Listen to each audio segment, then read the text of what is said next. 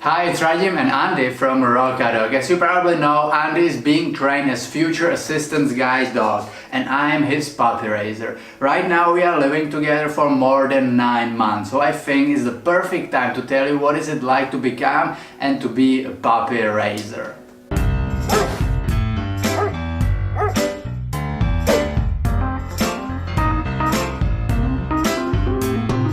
When becoming a puppy raiser, the first thing and one of the hardest is to accept that it's actually not your dog. Andy is living with me right now, but when he will be around his 1 year old, I will be giving him back to the guide dog company where professionals will train him. This is one of the hardest things, but it's something you must be prepared for. Andy is over 10 months old now. Actually, he is almost 11 months old when the video is uploaded, so I will be giving him back very soon.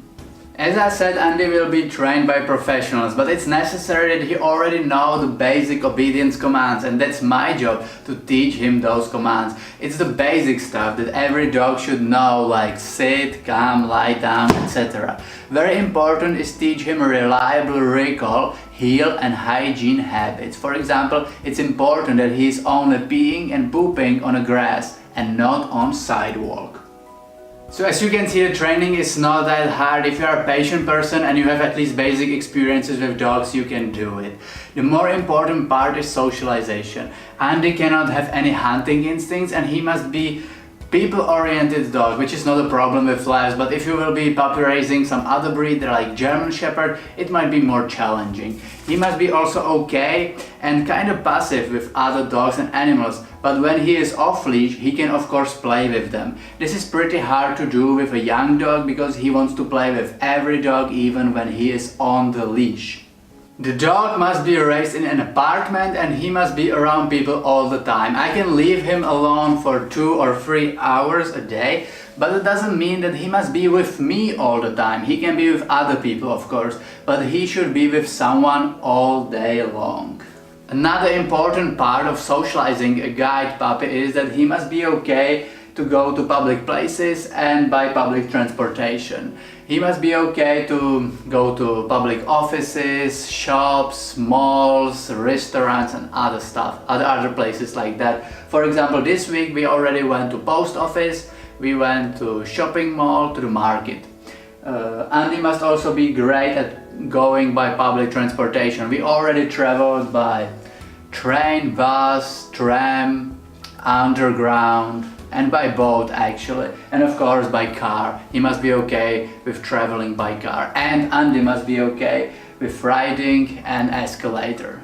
We are visiting monthly meetings with other future guide dogs where Andy is trained and we are asked about how he is doing. The trainers on the meeting are helping us if there are some problems. We are also receiving dog food and Andy is visiting the veterinarian every month on the meeting.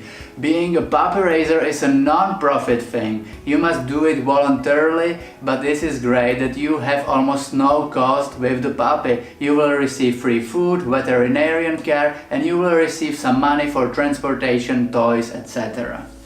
There are some things Andy is forbidden to do that other normal dogs can do, like doing agility or other dog sport like that, or playing with bones and stakes. He can only play with toys I give him, the dog toys, not with stakes. Andy cannot sleep in bed with me. He cannot go on the sofa. He can only sleep in his pet bed or on the ground if he wish. He should not greet people by jumping on them and he should not eat from table, only from his bowl.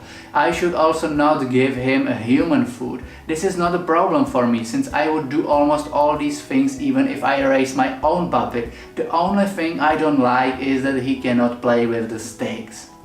Puppy raising is fun, but be prepared to spend all your free time with your dog, especially when they are younger, 2, 3, 4 months old. They need all your attention.